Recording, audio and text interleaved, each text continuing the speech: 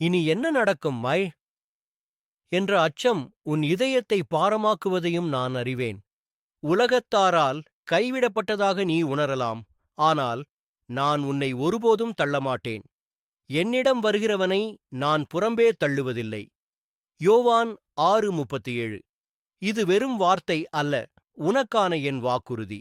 நீ செய்த தவறுகள், உன் தோல்விகள், உன்னைச் சுற்றியுள்ள பழிச்சொற்கள் எதையும் கண்டு நான் உன்னை தள்ளி வைக்க மாட்டேன்.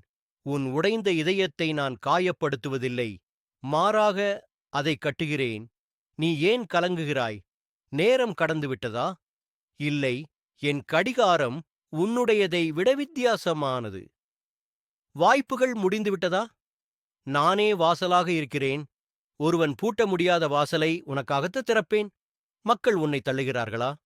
அவர்கள் தள்ளுவது உன்னை என் பாதத்தில் கொண்டு வந்து சேர்ப்பதற்கே. அந்த ஒரு மணி நேர அதிசயம்.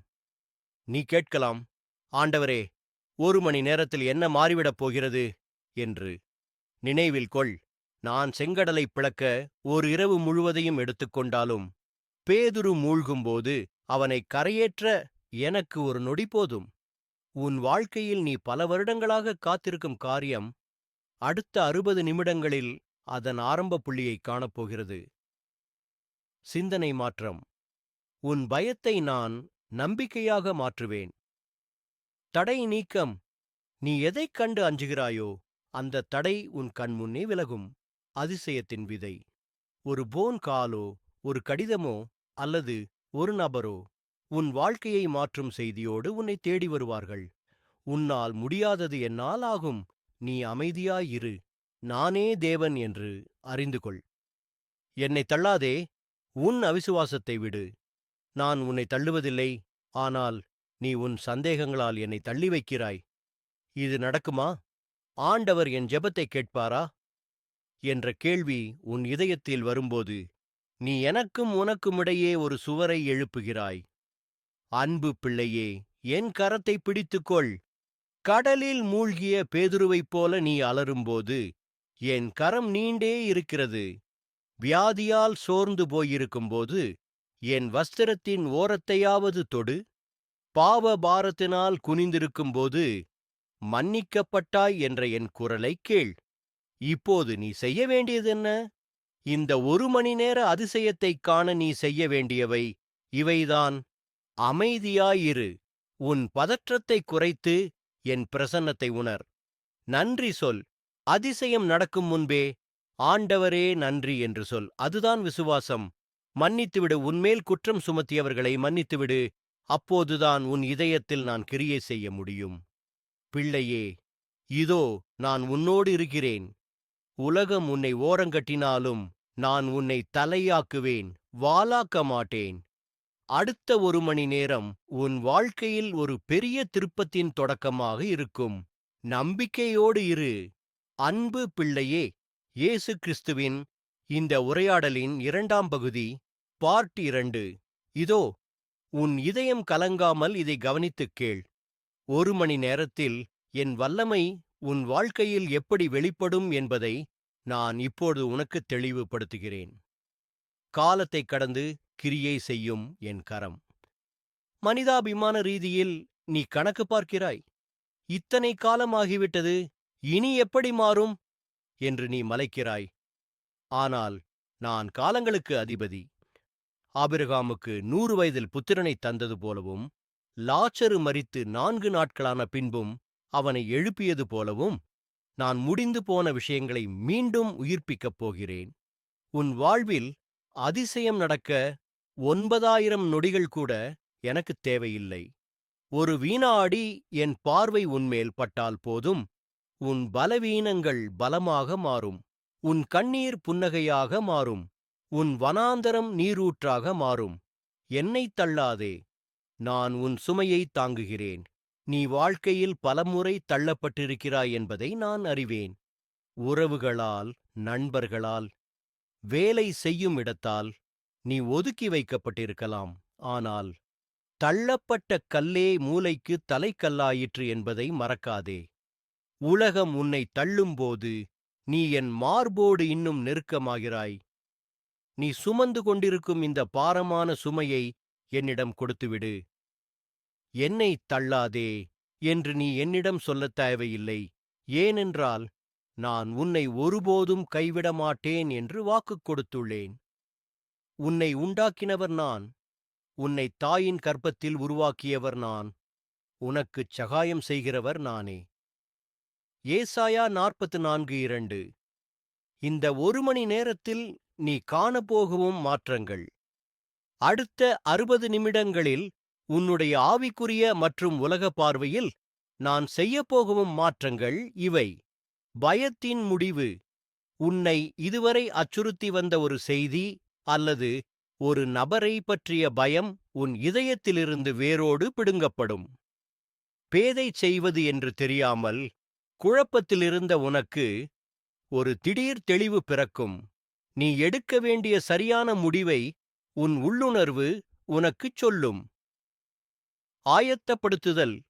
உன் பெரிய ஆசீர்வாதத்தை பெற்றுக்கொள்ள உன் மனதை நான் இப்பொழுது பக்குவப்படுத்துகிறேன்.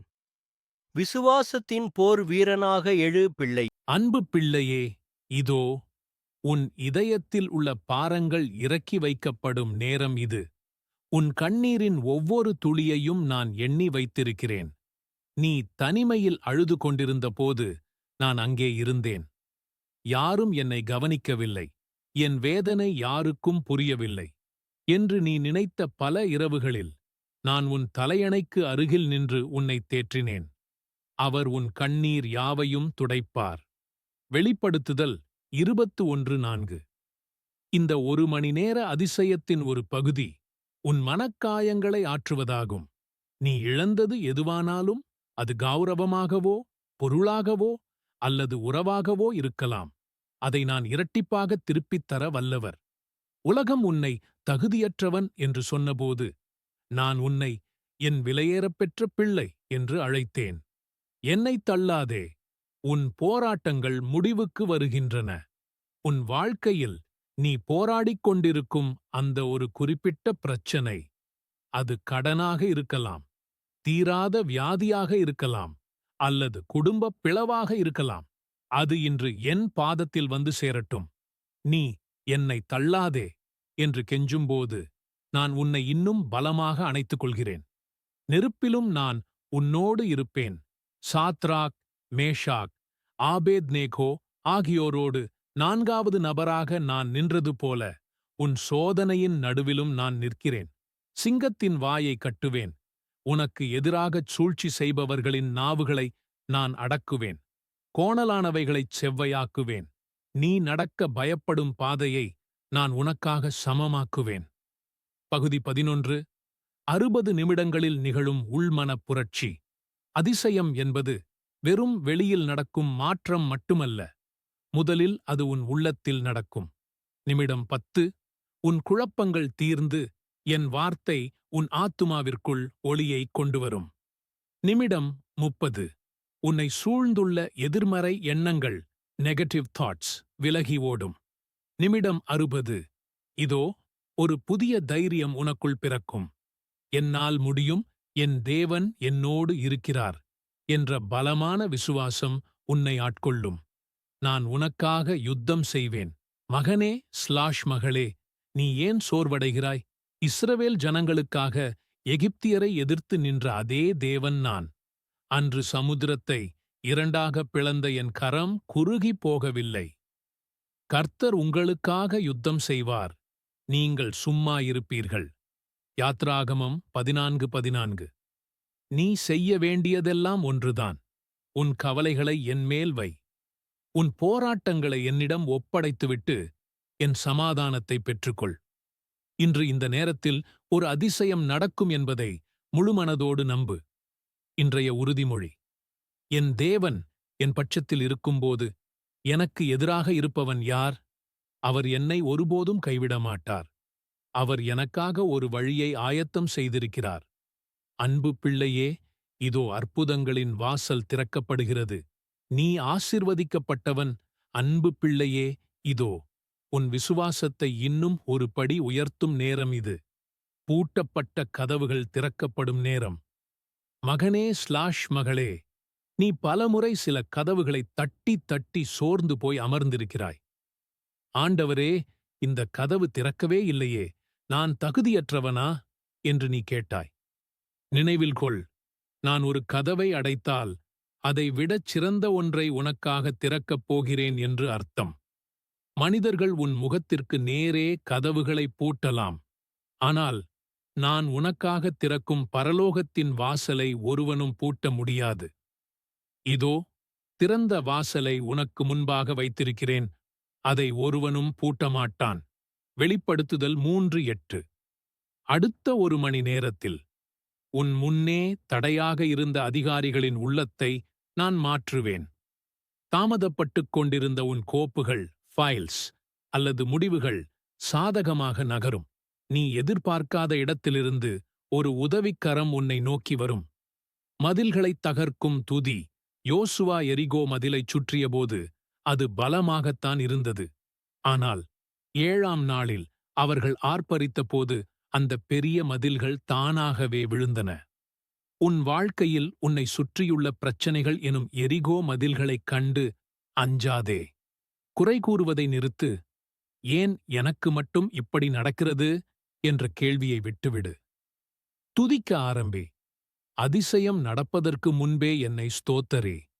உன் துதி சத்தம் கேட்கும்போது உன்னைச் சுற்றியுள்ள இருளின் சக்திகள் சிதறி ஓடும். அமைதி கொள். பதற்றத்தோடு செய்யும் காரியத்தை விட என்மேல் பாரத்தை போட்டுவிட்டு அமைதியாக இருக்கும்போதுதான் உன் கண்கள் அதிசயத்தைக் காணும். உன் அவமானத்திற்கு பதில் ஒரு மேன்மை.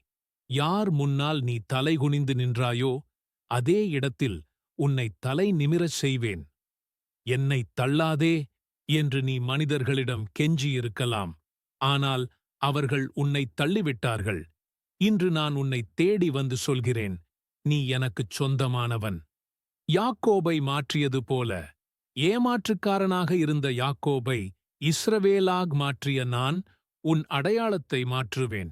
யோசேப்பை உயர்த்தியது போல சிறைச்சாலையில் இருந்த யோசேப்பை ஒரே நாளில் சிம்மாசனத்தில் அமர வைத்தது போல உன் நிலைமையை நான் தலைகீழாக இந்த 1 மணி நேரத்தின் முடிவில் நீ ஒரு புதிய மனுஷியாக எழுவாய். உன் இதயத்திலிருந்த பாரம் லேசாகும். உன் கண்களில் ஒரு புதிய பிரகாசம் உண்டாகும்.